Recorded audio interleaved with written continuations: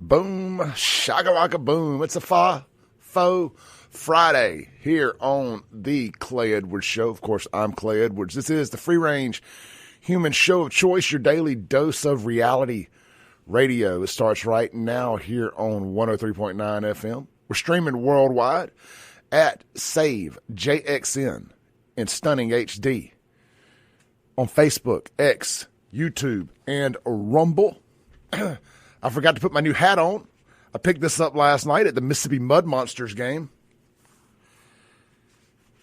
Pretty fly. I'm kind of a fan of it. It's got the M on there. If you're watching online, you can see the hat. They got them available there in their gift shop, $35. You know, I've spent more on less, I can assure you, every time I go to the gas station, pretty much. So, went last night out to the Mud Monsters game, the inaugural game. And I'm just speaking here. They're not an advertiser. I didn't go for free, anything like that. I was a customer. Well, I did get some free tickets from somebody unaffiliated with the team. So I can say this without it being biased. Had a great time. Took my girlfriend's young son, he'll be 12 this week. And he had a blast. And you know how it goes. If the kids have a blast, you have a blast. So he had a blast, and I ran into a bunch of friends that I hadn't seen in a while. Got to sit around, shoot the breeze, had a good time. I would say this: if you get out there this weekend, this Friday or Saturday, be patient with them.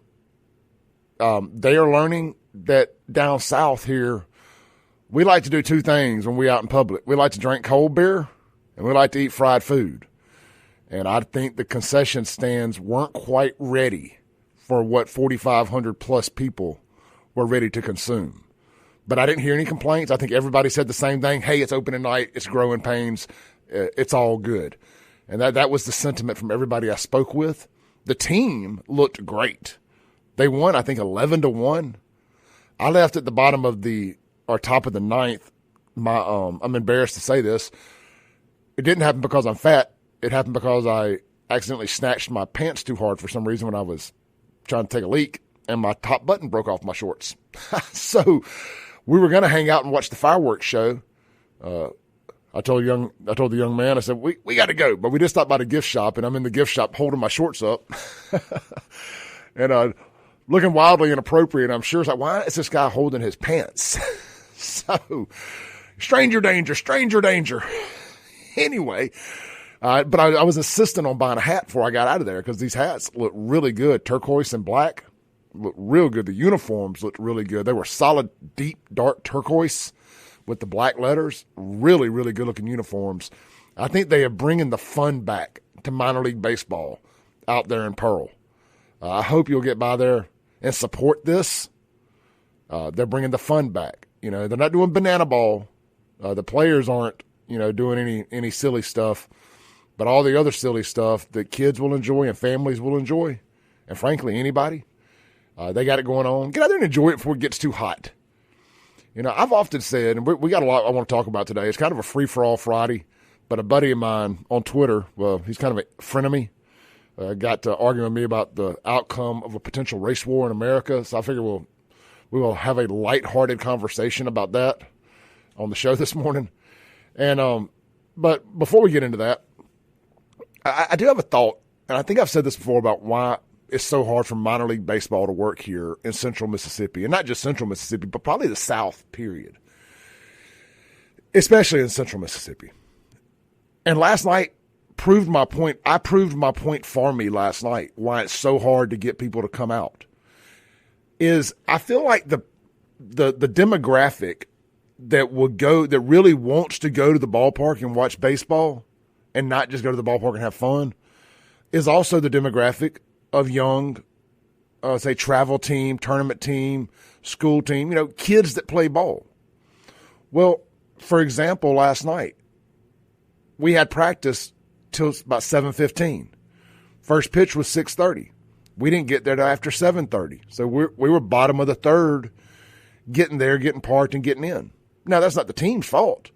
It's just logistics. It is what it is. But it makes me wonder how many other people that want to go miss out on that, because then on the weekends, they're at the ball fields all day on Saturday and Sunday if they're any good at all, they don't lose out on Saturdays. They're there 2 days, and then like your one day, do you really feel like going back to the ballpark that night? So, and then of course you have the Mississippi State, Ole Miss, Southern Miss, just to name 3 schools that are so good, competing for national championships usually, year in, year out, that a lot of people in the area choose to take their recreational dollar to the college towns and see those teams versus minor league baseball. So, yes, Mississippi does have a love for minor league baseball, but it is a highly, highly competitive market for that recreational dollar to get people to spend it on minor league baseball when they have so many other options available. So, I don't know, just a thought. That's not a knock. I don't know how you overcome that either. But I think one way to do it is you market as family-friendly fun, because not everybody's kid plays baseball. So you need to have reasons for people to come out to the ballpark where baseball is almost where fun is number 1 reason, baseball is number 2. Good food, drinks, number 3. That could be tied back into number 1 for fun, though. I hope all that makes sense, but that's kind of my thoughts on minor league baseball. But as of right now, I haven't heard any different. I will be throwing the first pitch out at the Mud Monsters game Thursday. So unless anything changes, I'll be out there. I'll let y'all know. I'm going to get a confirmation on that here in the next day or so. I probably should have kept my mouth shut till I had a confirmation, but I'm trying to will this into existence. Hey, something I have willed into existence, and this is just a free plug here because I think it's cool. Ric Flair, woo, is coming to Jackson out at Southern Sky Brands, the medical marijuana folks. And now, like, it's a catch to meet him. Like, you can't just meet him, just show up and do it. You've got to have your medical marijuana card, and you have to have, like, there's something called a woo ring that's available at their dispensaries. If you're a medical marijuana card holder, and you can have the ability to get a woo ring, you can meet Ric Flair. Like June 16th, I believe is the date when he's going to be in town. And I think that's pretty cool, personally. I'm going to try to angle some way or another to get up in there to meet him. But with all that said, you know, if you have the ability to take advantage of that, do it. I like to say, people always talk about there ain't nothing to do around here. That's why these kids commit crimes, Clay. That's why they ride the four-wheelers up and down Highway 80 and Capitol Street. There ain't nothing to do. That's why they just joyriding. They ain't carjacking. They're joyriding. They're just borrowing their cars at gunpoint. Shouldn't have bought a Kia. There ain't nothing to do. There's plenty to do around here. There's so much to do around here. You have to find it. You got to get creative sometimes. You got to go outside sometimes. And, you know, when people tell me there's nothing to do around here, you know what they're really saying? We ain't go to Dave & Buster's. That's really all they're saying. We go to Dave & Buster's. Ain't nothing to do around here. There's plenty to do around here. Stop. My buddy Corey just texted and said, totally off topic, but the sausage and biscuit at Martin's Livingston are on fire, are for real. They are. I had one yesterday. I got here really early yesterday, and I rode out to the Martin's Livingston location, Martin's Market, at the corner of 16 and 22, I believe that is. I get all my highways confused. 468, 463, 471. I know 471 because I despise it, so it's burned into my brain after working on it for a year. But like 463, 468, out in Rankin, I get confused. 22, 16, 43. I get them all confused. But if you're familiar with where Martin's Livingston is in Madison County, I highly recommend swinging by and grabbing a sausage and biscuit or a Southern-style chicken biscuit for breakfast. The biscuits are made from scratch, too. And like to me, that's the difference in a good sausage and biscuit. Now I like Link sausage biscuits more than patty. I don't dislike patty. It's like, picking between your two favorite kids, right? But I just prefer Link sausage with cheese. But anyway, they got them all there. Stop by and see Martin's Market. If you can't make it for breakfast, be sure to stop back by out there at lunch. It is a fried chicken Friday at Martin's. Both locations, Livingston and downtown Jackson.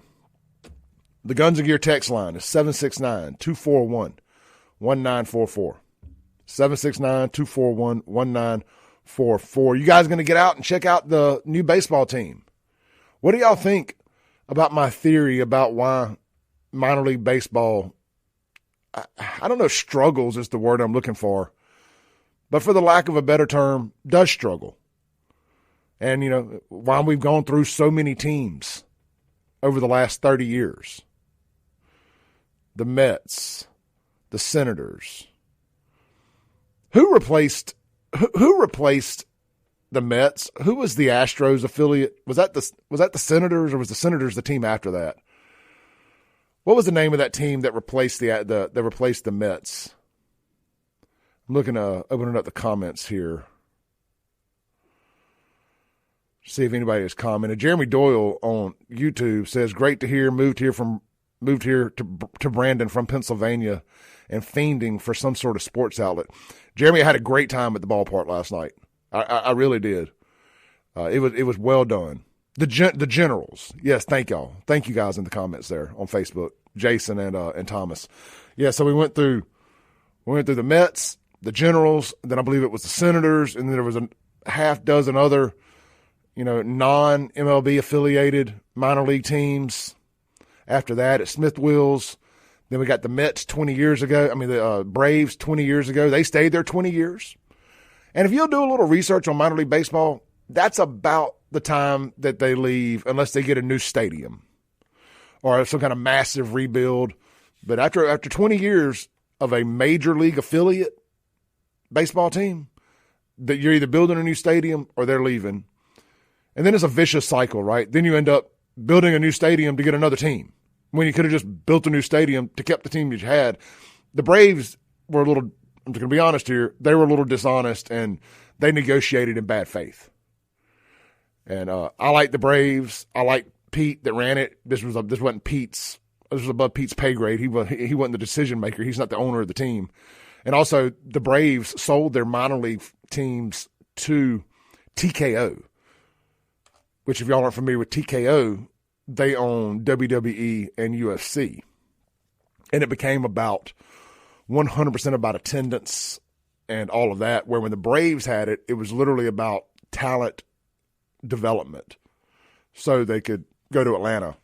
And it wasn't necessarily as much about turning a profit as, and that's why they didn't do a lot of events and stuff at the stadiums. This new team, the Mud Monsters, it's not so much the team, but the development group that owns the stadium, Spectrum, is going to have a lot more control over the stadium now, and they're going to be doing a lot more events at the stadium. And when I think events at the stadium, I think concerts, like concerts. And trust me, I'm all up in Jake Wyndham's ear about ideas that I think they need to be doing at that stadium. He gets a text from me regularly and often. He knows it's one of my favorite conversations to have about things they should do at the stadium. And he loves it. To his credit. At least he entertains me. He entertains my shenanigans. Because I think he sees that's what I love about Jake is he sees the benefit in bringing events to Pearl. You think about this, and we're going to take a break, but think about this for a second. I'm 47, so if you're around my age, think back to we were in our 20s. If I told you that Pearl, Mississippi was going to become the entertainment destination of central Mississippi, or just Rankin County in general, Pearl, Brandon, between the amphitheater in Brandon, the baseball stadium, the outlet malls, everything going on in Pearl. They just had Pearl Day with Bret Michaels and Warrant, 10,000 people outside at a free concert without so much as a single fight. That many rednecks in one place, not a single fight. Now, maybe some, in fairness, Maybe there was one. I didn't see it, but I don't think there was. My point being, oh yeah, and there was a massive rock concert that night, Breaking Benjamin and Stain, another 10,000 people, 8,000 people out at the amphitheater. No drama. Anyway, if I told you that Rankin County was going to be the entertainment destination 25 years ago, you would have laughed me out of the room. You'd be like, you're crazy. Jackson is the home of the arts. Don't you know we have the Jackson Arts Foundation? Don't you know we have Howlin' Mouse? Dahlia Mara Hall? The Coliseum, even Veterans Memorial Stadium, they brought New Kids on the Block and in sync to Veterans Memorial Stadium. Don't you blaspheme Jackson by saying Rankin County will be the entertainment destination of Central Mississippi. Skirt, skirt. Fast forward, jump in the DeLorean, 88 miles an hour down McDowell Road, boom. Here we are, 2025. Rankin County is the entertainment destination in Central Mississippi. Kudos to the leadership over there. I know we talked about the Board of Supervisors yesterday and, you know, the stuff they've been dealing with. But the leadership of the municipalities, Pearl, Brandon, being a little forward thinking,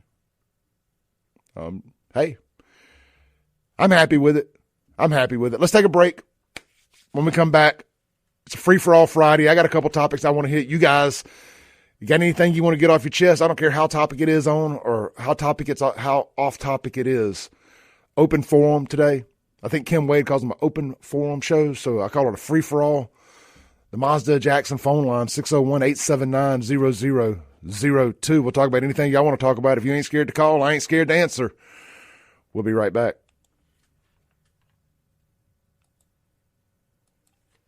Let's see here.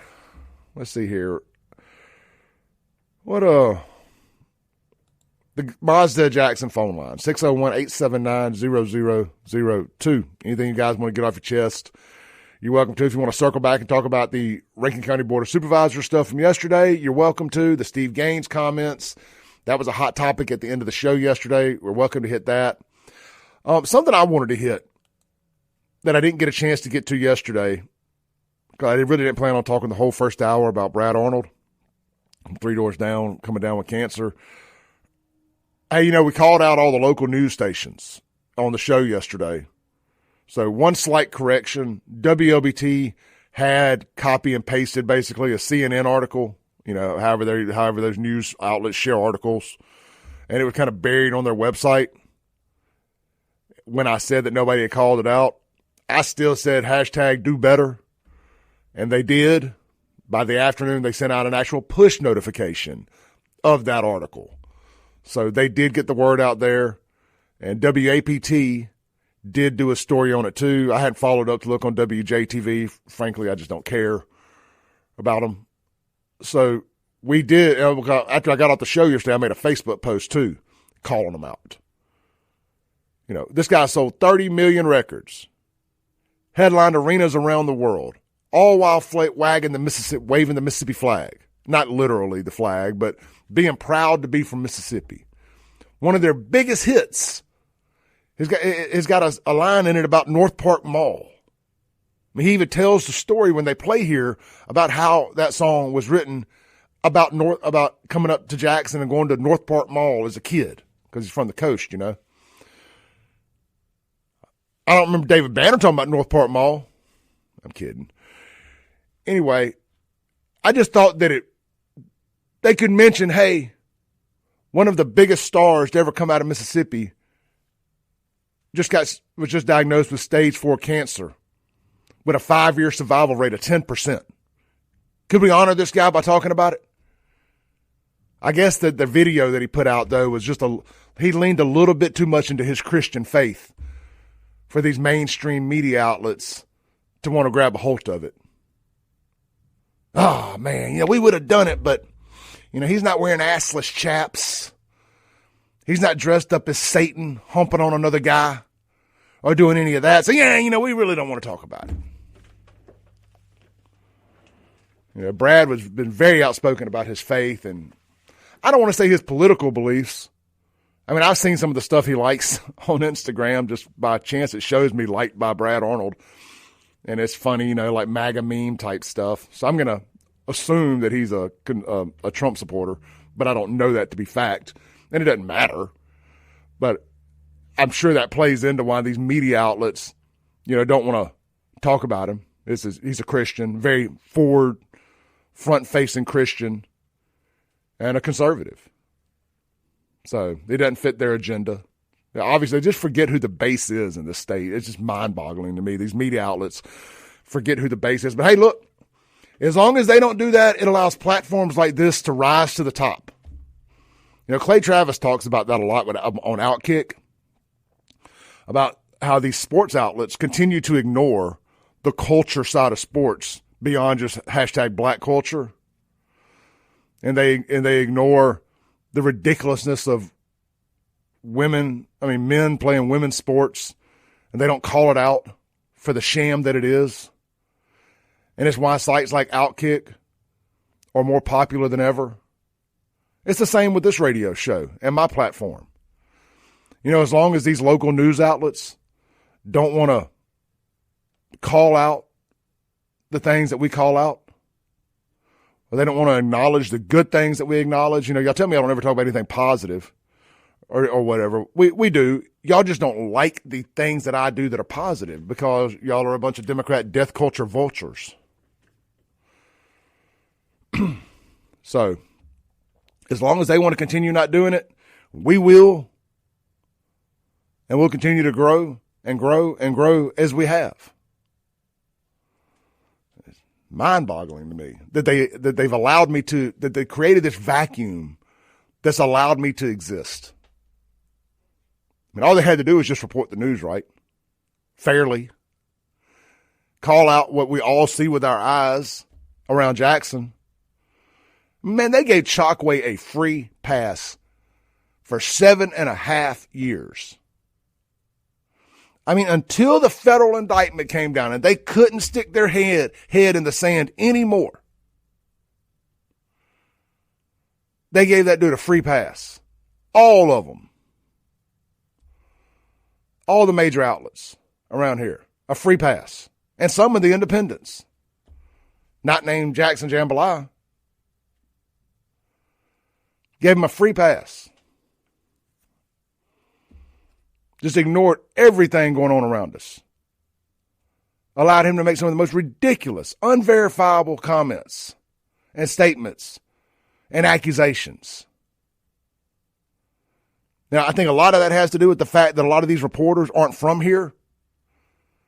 They graduate from wherever they go to journalism school. They come down here to a C market, a D market, whatever this is considered now.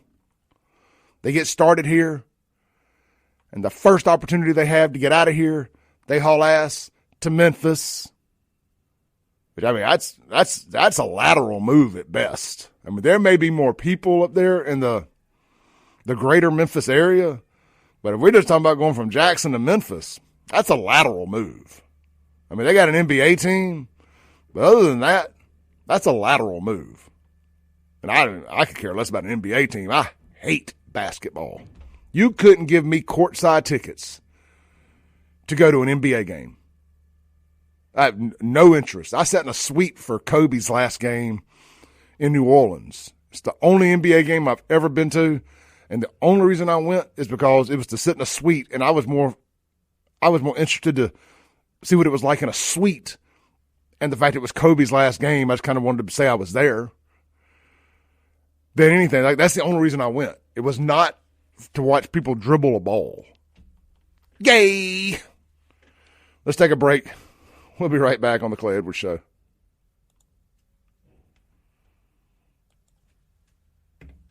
A story, got something I want to hit.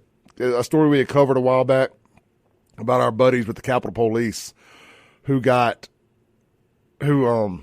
being screwed, bent over and screwed by Lynn Fitch and the Attorney General's office. It's bad. No other way to put it. You know it's bad when Adrian Wooten has the opportunity to lock some cops up, and she thinks it's bad. That should tell you all you need to know. Adrian Wooten, that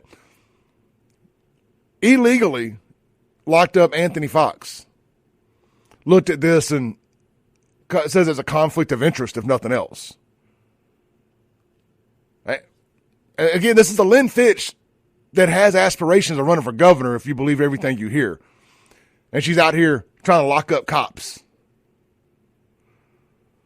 It just don't make any sense to me. I mean, have we checked her campaign finances? Does she know George Soros? Is Soros backdooring some money to Lynn Fitch? I mean, that may sound crazy, but her actions would suggest otherwise. That she is, in fact, in Team Soros, or maybe she wants some of that Soros money. I don't know. She's going to be going from wearing red dresses to blue ones soon. But anyway, Sean broke this on their show yesterday. It says, breaking. Judge Wooten just called out the Attorney General's office for a serious ethical conflict in the case of Capitol Police officers Michael Reinwalt and Jeffrey Walker.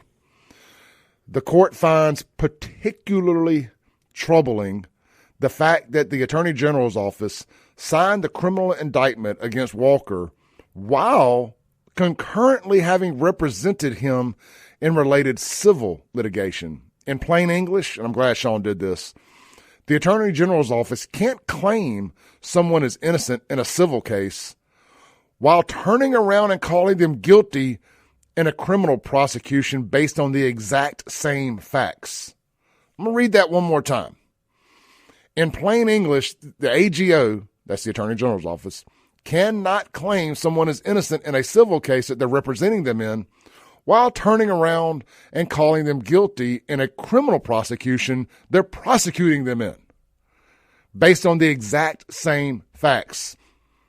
The court says this isn't just a technicality. It, quote, strikes at the heart of fairness, unquote, and undermines the integrity of the justice system itself. This is from Judge Wooten. Not exactly the beacon of back the blue. I mean, I sat right here on this radio show and said when I saw that Judge Wooten had a couple of these cases, I said, they're screwed. She hates cops, which this just further drives home my point that the fix was in on the Anthony Fox case. And they really need to investigate that. Somebody with the investigative ability to look at judiciaries needs to take a look at that and start looking at her bank account and start weaving some things together. Because I'm calling shenanigans. Get the brooms. Shenanigans.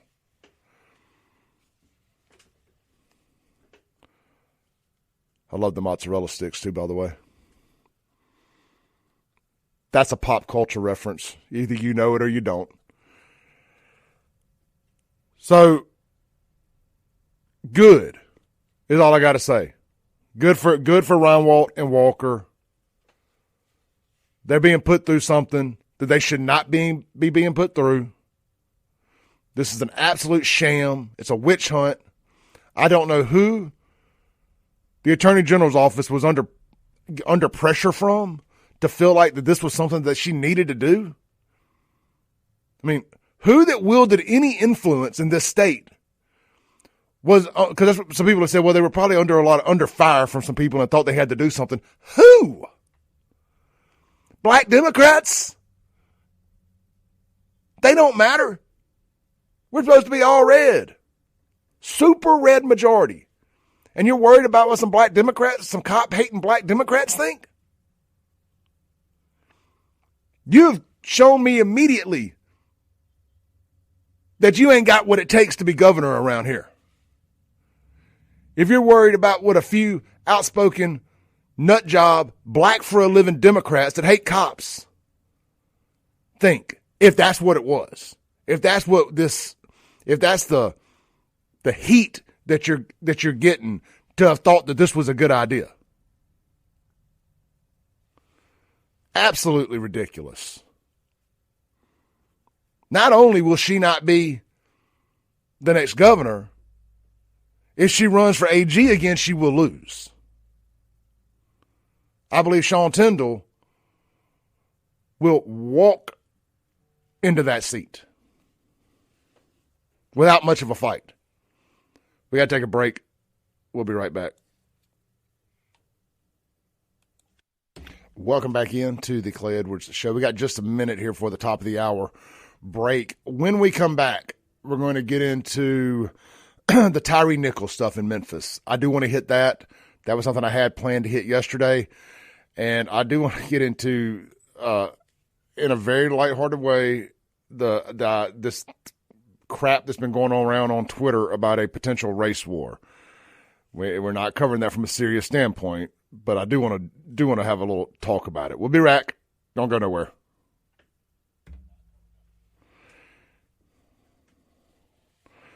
I'm going to explain why a race war will never happen and why it can't happen and why it won't happen.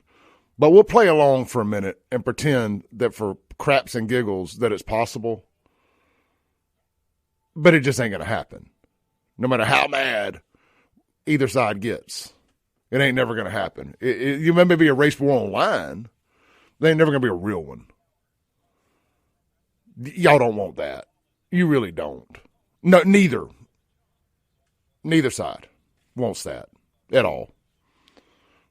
Let's take a break.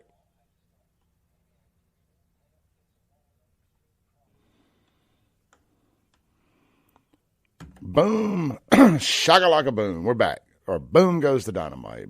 Long goes the boomstick. Or boom goes the long stick. However, that makes more sense. It is the most incendiary show on the radio. We're a little PG-13 this morning. Have been too incendiary, other than talking about our Attorney General. I don't know what she's calling herself doing. But this is the Clay Edwards Show on 103.9 FM WYAB. We're streaming in stunning HD. You can see my brand new Mississippi Mud Monsters cap I picked up last night at the ballpark, if you're interested in that. At SaveJXN on Facebook, X, YouTube, and Rumble. Hit subscribe while you're there. If you're watching on the social media channels, Facebook, X, hit the share button. If you're watching on YouTube, hit the like button, drop a comment, and it goes so far. It truly does. A simple view doesn't do it justice for the algorithm. I know I ask a lot of you guys, but I give you a lot. You don't get this kind of content anywhere else. You don't get this kind of content anywhere else. I know we ask a lot of our listeners, but we give you a lot. I feel like we do. I truly do. And I feel like y'all appreciate it. When I meet you guys out and about, you tell me as much. So I'm just, parroting what I hear from y'all. So I don't mind asking for a little bit. Just a little bit of help.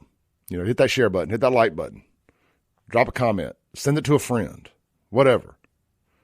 Send it to your pastor. Send it to whoever. Send it to your favorite bartender. Send it to the last 5 people you text messaged with. It don't matter. I think Jameson Haygood came up with that idea. Send it to the last 10 people you sent a text to. Had a phone conversation with. Hey, real quick, if you have any pet emergencies this weekend, I hope you don't. But if you do, consider Urge a Vet. Their pet emergencies, don't wait. Why should you? Urge a Vet. Emergency Vets of Madison offers low wait times and cutting-edge technology to provide fast, expert care for all household pets. Located at 15 Olympic Way, right out there in Gluckstadt, their hours of operation are weeknights 5 to 8 a.m. and 24 hours on the weekends and holidays. So if you have any kind of emergency with your pet this weekend, it doesn't matter what time, get out to Urge a Vet, and they're going to get you taken care of. That's good to know, man. You can give them a call. You may want to write this number down. Or just remember the name Urge a Vet and Google it. But the number is 601-790-1918. Just remember 601-790-1918. That's pretty easy. Because when it comes to your pet's health, trust the team that's reliable and compassionate. A couple quick facts about Urge a Vet. They've been open for 5 years now. Founded by local veterinarian and car guy, Dr. Spencer Mills. Here's a fun fact. Dr. Mills is also a documentary film producer. He's doing some super cool stuff. He's a great follow on Instagram. And he's going to be on my Heavy Hitter show here soon. I'll get you the details about that. We'll announce it the week of. No point in announcing the date yet. But just say coming soon. Dr. Spencer Mills. He is a really interesting guy. He's got a car shop up there in Gluckstadt too, where they do full-blown customizations. They work on Ferraris, Lamborghinis, all kind of cool stuff. Kind of like Gas Monkey Garage type stuff. And he's got the veterinarian clinic. He's a documentary film producer. He is exactly the person I had in mind. I kid you not. When I started this show, Heavy Hitters, I was like, I got to get this guy on. Like, he checks off all the boxes of what I visioned when I was looking at that magazine, Heavy Hitters, that I got the idea of the show from. And he said yes. he would like to come on. So I was like, thank you. Anyway, so I'm really excited about having Dr. Spencer Mills on here soon. It'll be, I think, later this month, the 1st of June. I forget the exact date. That's really why I'm not telling y'all. I don't have my calendar in front of me. But I think I urge a vet if you have any pet emergencies over the weekend. That's Urgi, U-R-G-I, vet in Madison. I think technically Gluckstadt, but either way, Madison, we'll call it. All right. One thing real quick before we get into the Tyree Nichols stuff. And I know this could probably take us down a whole nother rabbit hole, but it's how I do things around here. I don't know what made me think about it yesterday. I got a text on the Guns and Gear text line from a texter. We were talking about concerts, and we were talking about music and Brad Arnold and Three Doors Down yesterday, and it led to a conversation about artists from Mississippi, and somehow that devolved or evolved into a conversation about ticket prices in the 70s, 80s, and 90s. And I happen to be sitting at my desk at the house, and I have my framed concert tickets up on the wall there. And some of them I didn't go to. Some of them I found on eBay of old concerts that came to Jackson, because I wanted to collect stuff that I didn't go to also, like Jackson concert tickets that are like originals. I only want stuff from Jackson. I don't want stuff from other places. I would consider the Mississippi Gulf Coast, but y'all know me. I like Jackson stuff, old Jackson stuff. And the fella I was talking to, I don't even think I ever called his name. He was just talking about some shows and paying $7.50 to see artists like the Eagles and stuff. And, well, I've got a couple old Aerosmith tickets. You know, Aerosmith came to Jackson twice in 1978, by the way. $7.50 per show. It never fails. If I try to pull up that Guns and Gear text line, that Google app I use, it freezes up on me. They were $7.50 a show to see Aerosmith. And it just absolutely blows my mind that you could see them that cheap back in the day. Where did that go? Anyway, I'm going to try to pull up the exact dates they were here, but I can't find. There it is.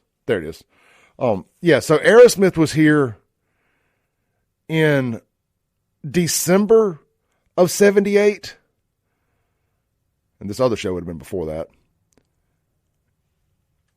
Oh, I think I got it covered. I can't see the month of what it was. I think maybe June of 70, maybe January of 78. I can't quite tell. It was a Saturday night.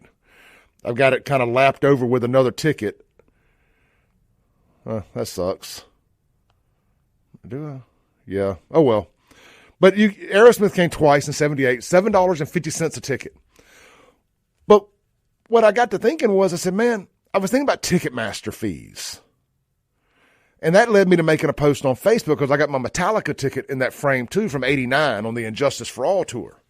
And Metallica just played Nashville over the weekend at the stadium there, 2 nights. And I'm sure tickets were on average $600 a piece, you know. But ticket prices aside, it dawned on me that the Ticketmaster fees, it doesn't matter how much the ticket cost, the fees are the same ridiculous price. So you could go buy a $50 ticket and still have $30 in fees. You could buy a $300 ticket and still have $30 in fees or whatever the number is. There's times that the fees cost as much as the ticket. I saw Metallica and the Cult at the Coliseum in Jackson for $17.50. in 1989. That was not that long ago. I mean, it was, but it wasn't. Yes, you have inflation. Somebody that knows how to do inflation, can you tell me in 2025 money how much $17.50 is? You can text me on the Guns of Gear text line, 769-241-1944, or you can drop it in the comments if you're watching on the live stream. In 2025, from 1989 to 2025, how much is $17.50 in today's money with inflation? Because what I want to prove, the point is that even with inflation, concert tickets have gotten ridiculous. They can't blame it on inflation. They've just decided that we're going to charge a lot more for this service than we once did. But the fees is what's gotten so crazy. I mean, it used to be like a 50-cent handling fee. It used to be like a 50-cent handling fee. So it was the second Aerosmith concert. Thank you, Kathy, on Facebook. The second Aerosmith concert that I had the date covered was June 19th, 1976. But they came twice in 78, though. I can see the 78 part on the ticket. Let's see here. Yeah, they came in 76, but they also came in 78 twice. Yeah, all right, so Tim just texted me. I'm sorry, BJ just texted me. It's $45.13.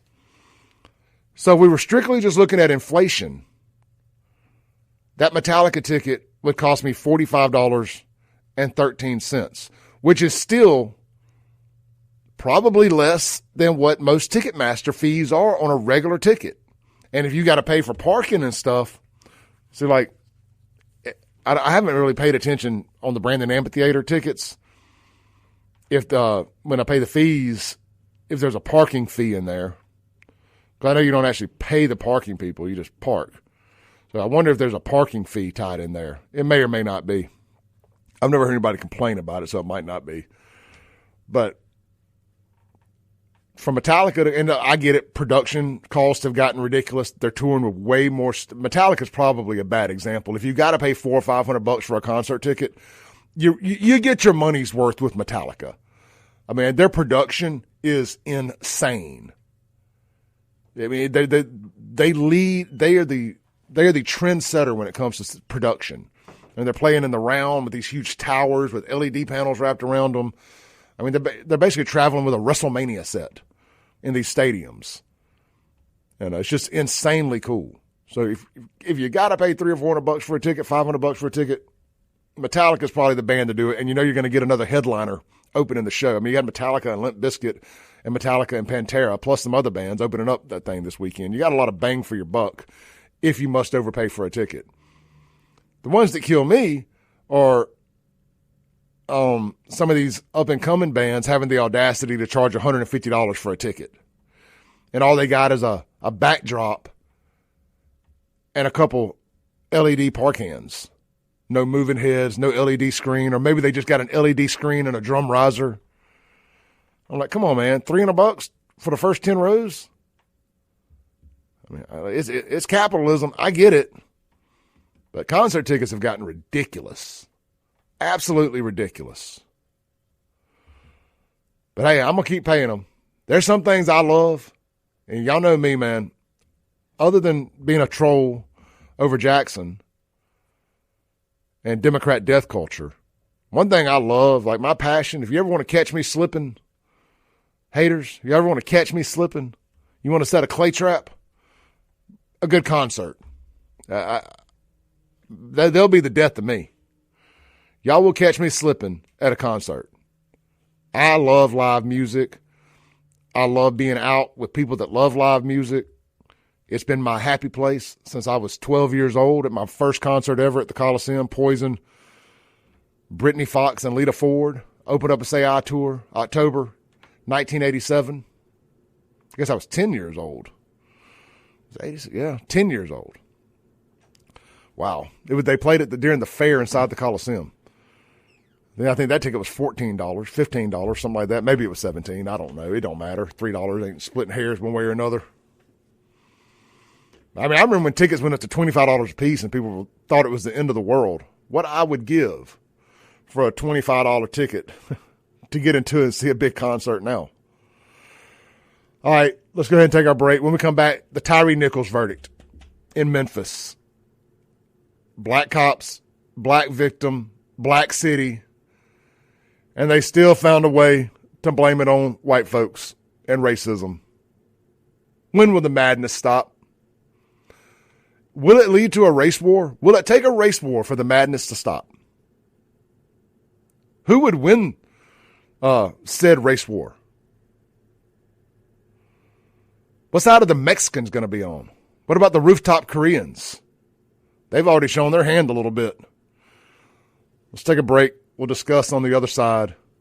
This is a fictitious conversation. Y'all don't take it too serious. We will be right back.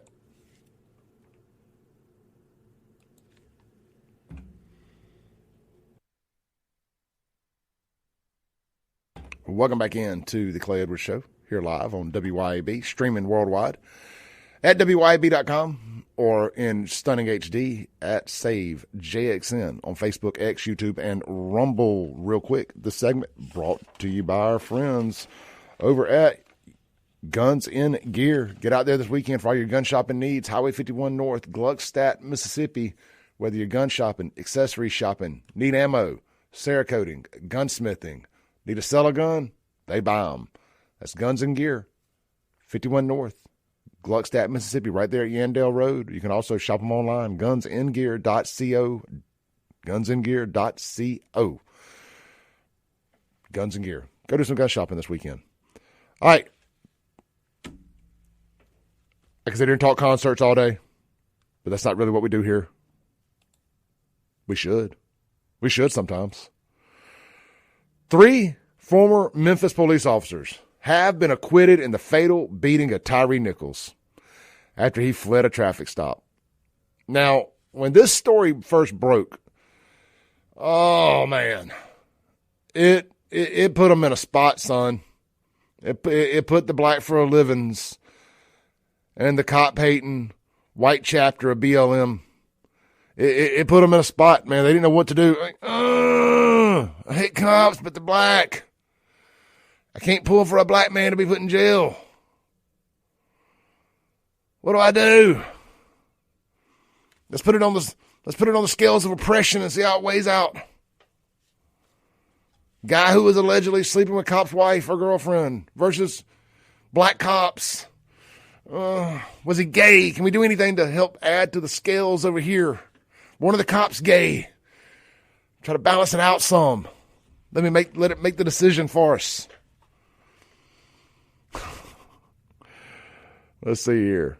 It says 3 former Memphis officers were acquitted Wednesday of all state charges, including second-degree murder in the fatal beating of Tyree Nichols after he ran away from a traffic stop, a death that sparked nationwide protests and prompted renewed calls for police reform in the U.S.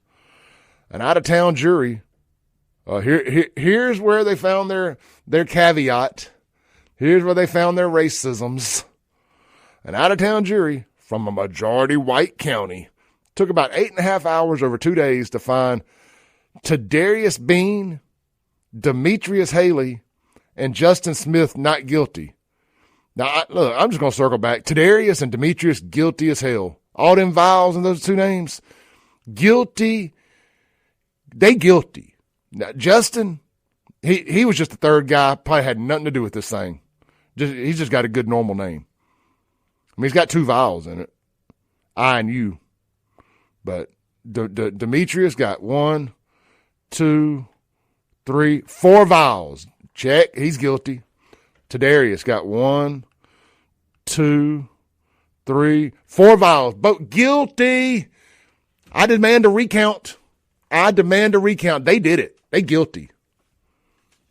Anyway, they were found not guilty on all charges after a 9-day trial in state court in Memphis, which is a majority black. After jury's verdict was read, the defendants hugged their lawyers as relatives of the former officers cried. Outside the courtroom, one relative yelled, "Thank you, Jesus." See, even Jesus backs the blue. Martin Zumick, Smith's attorney, told the AP by text, "It's easy to defend a good person. It's nerve-wracking to represent an innocent man." You know, y'all ask me, "Clay, why do you always talk about race? Clay, why do you always talk about black? Clay, why do you always talk about race on your show? Talk about something different." This is a news reaction show. I take news stories and I react to them. The news story says,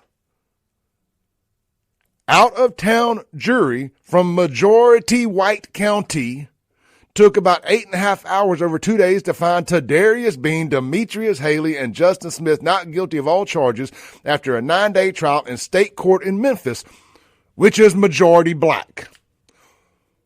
Why does that matter?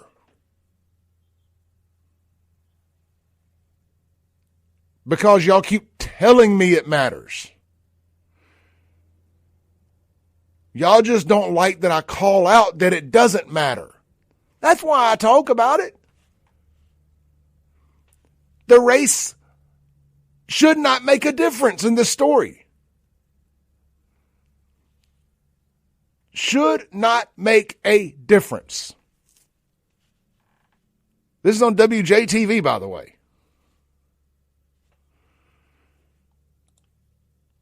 Now, they love it when you mention race.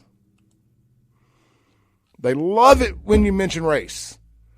When it's talking about somebody black doing something good, winning an award or getting a scholarship, being an astronaut, an engineer, or a scientist for real, being the first little black girl to do this or the first little black boy to do that.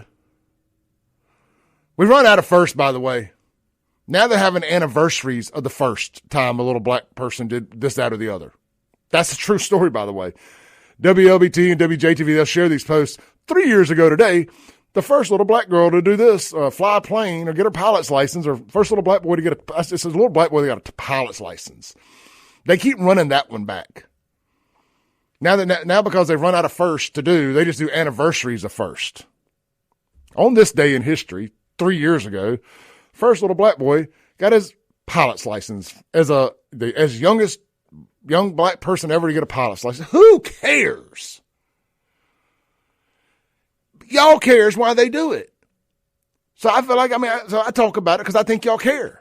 Y'all just don't like that I don't follow by the rules. See, we don't just talk about the good.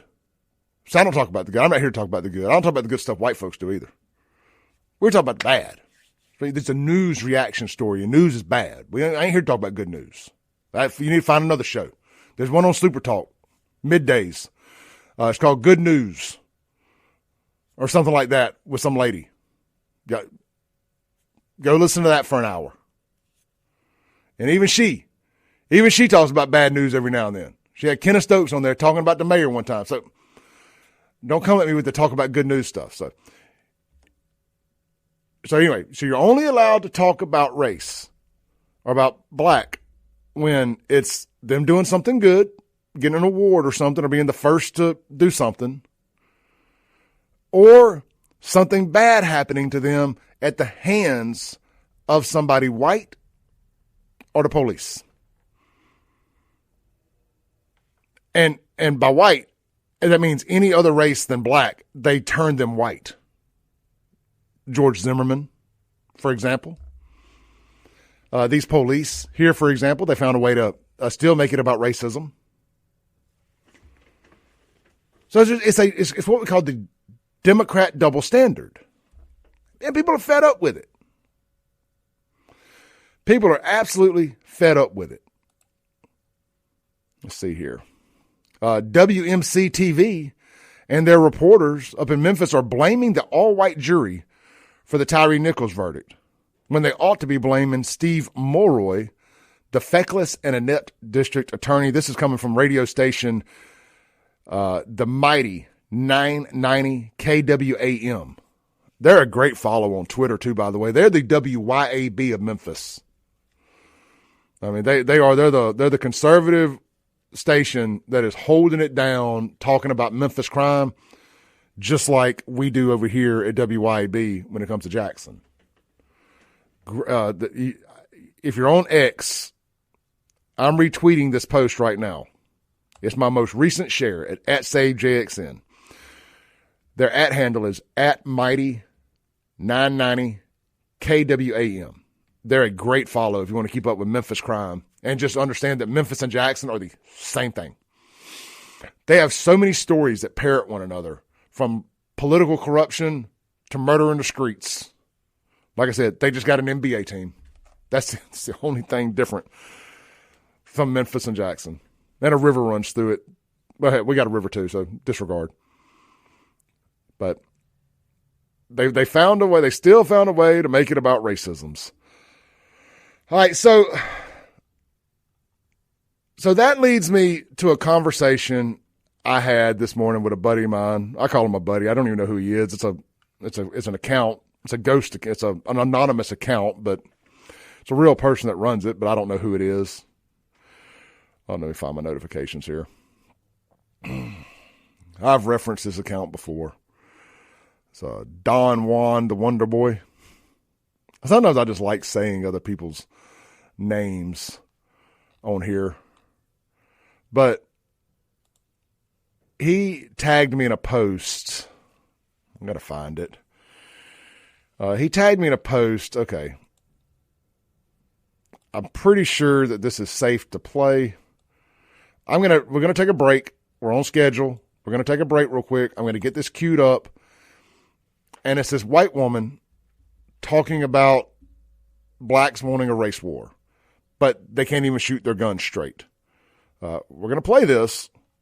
Again, this is not Clay speaking. This is this woman speaking, and I'm responding to a question about this on Twitter from a black person. That is why I'm talking about it. I'm not encouraging a race war. I do not want a race war. Let me say that again. I do not want to have a race war. Bad. Race war bad. War bad. I don't want any war for any reason. Well, I would like to go to war with the T's, the trans. I think that would be fun. That would last about 32 seconds. But other than that, I don't want a war. We'll be right back. Let me talk to the men out there listening real quick. Guys, are you suffering from erectile dysfunction, fatigue, decreased muscle tone, lack of energy, low libido, brain fog, sleep disturbances? Hey, low libido, ask your girlfriend or wife. She'll let you know if you're suffering from that or not. That's sex drive.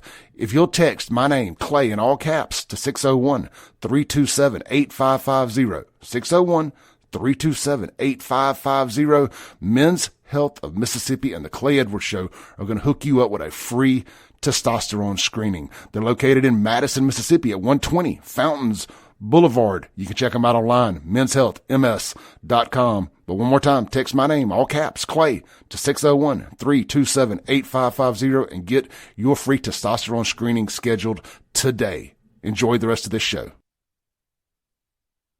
So this video, this lady talks about a potential race war, and it stemmed from this conversation about Camp Carmelo Anthony and all this other stuff, and how people are saying there's a psyop to start a race war, and this, that, and the other. It's not a psyop. Stop. It's just stupid, but it ain't a psyop by anybody. Y'all sound so stupid when y'all talk about psyops all the time. Everything ain't a psyop. Everything's not a conspiracy theory. Yes, there's conspiracy theories out there. I believe in just about all of them. Everything ain't a conspiracy theory. Some things are just stupid people doing stupid stuff. Everything ain't a psyop. Some things are just stupid people doing stupid stuff. This is one of them. But the fallout from it is phenomenal. But anyway, so it led to this conversation about a race war. So let's entertain that for a second. I believe a race war would last about as long as the Anglo-Zanzibar War. Clay, how long did the Anglo-Zanzibar War last, you ask? 38 to 45 minutes, and that war was over. That war took place August 27th, 1896. The British, aiming to control Zanzibar's secession, considered a new sultan's ascension without their approval an act of war. After a brief bombardment, Zanzibar's forces, including the Sultan's palace, navy, were quickly overwhelmed, leading to the Sultan's fight and end of the conflict. To the Sultan's flight, and end of the conflict. Clay, how did you know that? How did you know about the Anglo-Zanzibar War of 1896? I'm a damn historian. That's how I know. 38 minutes. 38 to 45 minutes. That's about how long a race war would last in America if it really popped off. If it really popped off. You got to take a lot of things into account. First off, blacks ain't even the number one minority group in America. Hispanics are. Hispanics are leaning hard right here lately. I feel like the Hispanics and the whites would team up. Then you got the Koreans and Asians to take into account. All that Stop Asian Hate stuff, that wasn't because white folks was attacking them. That's why they had to stop that whole thing. All that Stop Asian Hate hashtag. They realized, oh crap, it's black people attacking Asians, not white people. We can't bring no more attention to this. You think the Asians got y'all's back? Google rooftop Koreans. They've already shown which side they own, if it comes to it. LA riots. Google rooftop Koreans real quick. Find out what side they're on. Somebody asked, Barbershop Bob asked, what side would win? Not the Black for a Living Democrats. Not that side. Because that's the other thing. There can't be a race. That's my point. There cannot be a race war in America. Blacks are not monolithic. They don't all move as one. There's plenty of black folks that ain't co-signing on this racial garbage. There's plenty of whites that ain't co-signing on this racial garbage. They don't want involved in any of that crap. There's a handful of rednecks and a handful of thugs, for a lack of a better term, that want to kill each other over this foolishness. And as far as I'm concerned, they can all get out in the field and do just that. They can have a Civil War reenactment, all drunk on s'mores. That's a South Park reference. And kill each other. And we would all be better off for it. I know y'all think that because I call out black culture, this Democrat death version of it, that somehow I don't like black people. I love black people. I just wish they'd quit killing each other, and that the ones that live in these urban cities like Jackson would quit doing it publicly, at least, and quit fighting in bars and restaurants and places that, normal people don't act out. Some standards. I would like for your culture to have some standards.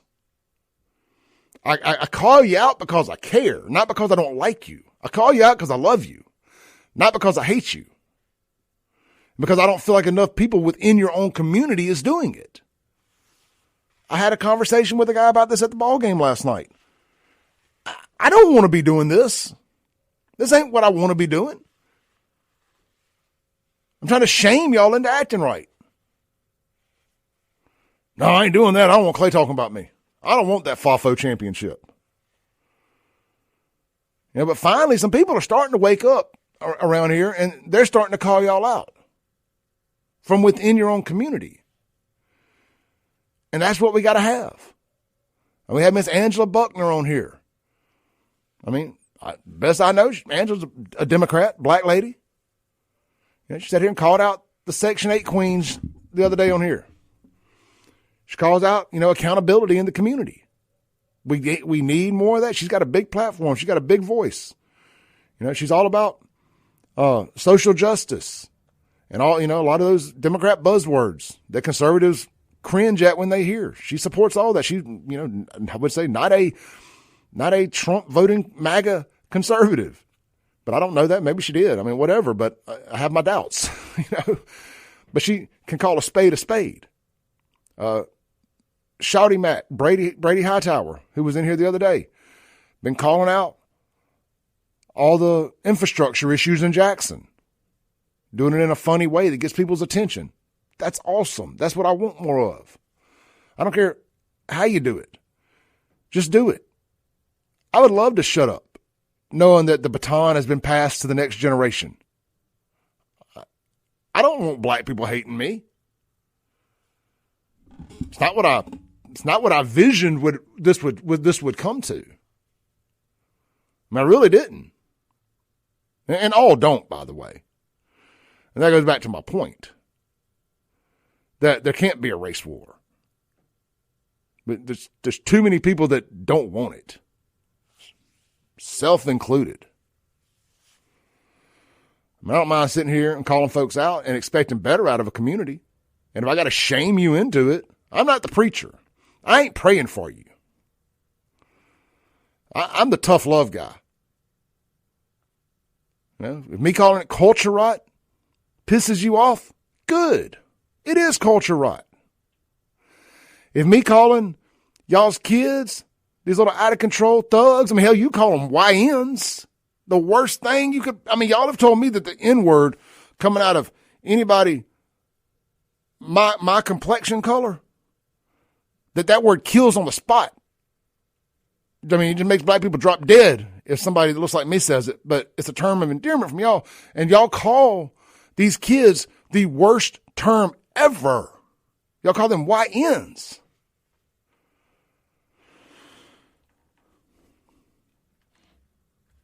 Clearly there's an issue going on. But I'm glad to see that people are starting to call this stuff out.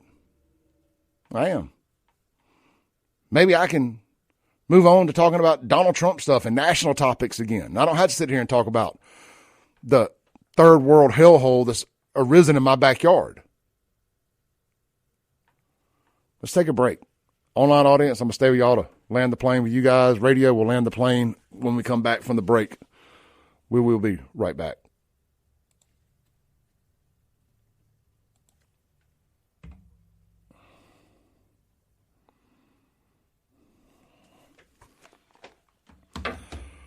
All right, guys. That was fun. I enjoyed that. I wish I could have played that video, but I dropped the link here in the comments. The context of the video would have helped that conversation tremendously, because the lady's a nut job, but she makes a couple good points. So, Texas Jay says, go back to the Caucasus Mountains. See, Texas, I was born and raised in Jackson. That was the Caucasus Mountains.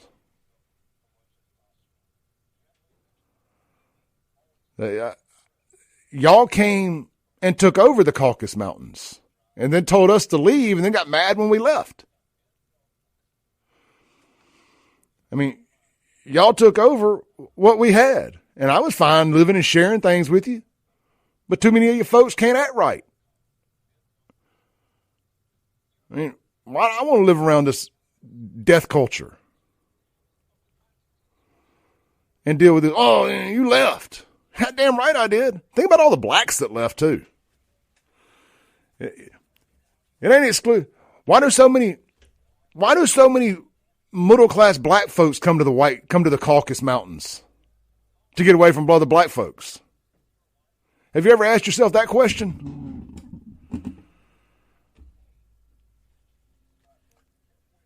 There's a demographic within the black community that don't nobody want to be around. Just like there's a demographic in the white community nobody wants to be around. I mean, we commonly refer to them as trailer trash, but everybody that lives in a trailer ain't trash. Everybody that lives in Jackson in the ghetto ain't trash, but there's demographics within these that are overwhelmingly shit people, and nobody wants to be around them.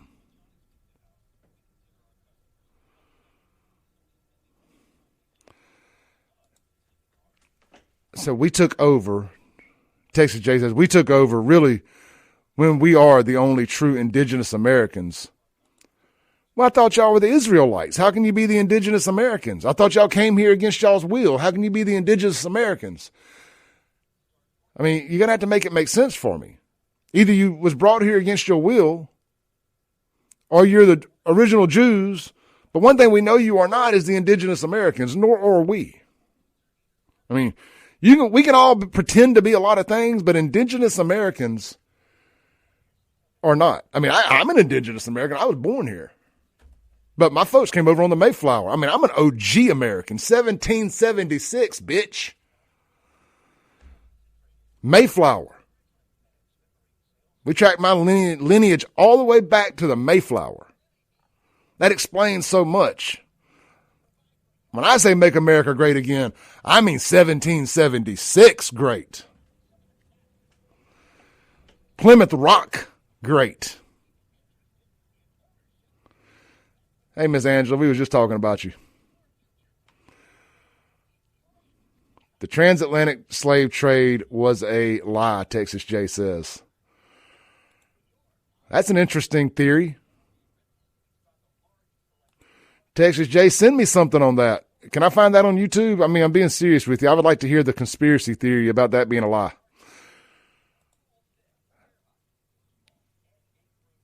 I got to jump off here.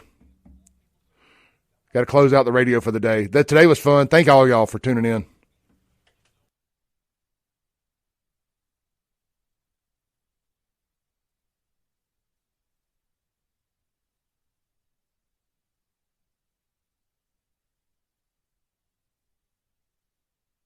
Breaking rules when necessary. That's what we did today. I enjoyed it. I will see you all you guys back here Monday. Stay blessed, stay safe, and don't stop at Jackson gas stations.